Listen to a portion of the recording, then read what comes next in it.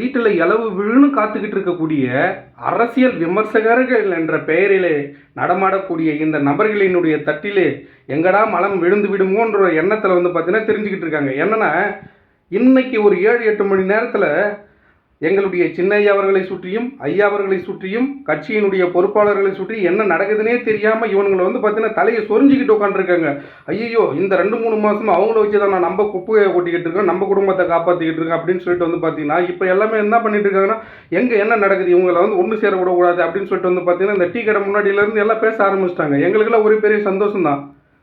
இந்த ஒரு 8 மணி நேரமாக பார்த்தீங்கன்னா பாட்டாளி மக்கள் கட்சியில் இருக்கக்கூடிய தொண்டர்கள் அனைவரும் பார்த்தீங்கன்னா இணையதள வழியாக மிகப்பெரிய ஒரு சந்தோஷத்தை பார்க்கக்கூடிய இது ஒரு 3 மாதம் ஆகி போச்சு இந்த சந்தோஷத்தை பார்த்து நாங்கள் இன்றைக்கி பார்த்துக்கிட்டு இருக்கோம்.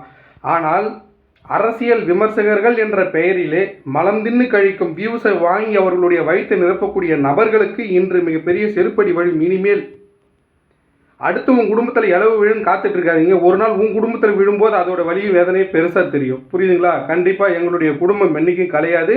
எங்களுடைய குடும்பம் மிகப்பெரிய அளவிலே வளரும். கண்டிப்பாக எங்கள் குடும்பத்தை நாங்கள் சரியாக செஞ்சுக்குவோம். முதல்ல உங்களுடைய டிக்கியை முடிக்கிட்டு வேலையை பாருங்கள்.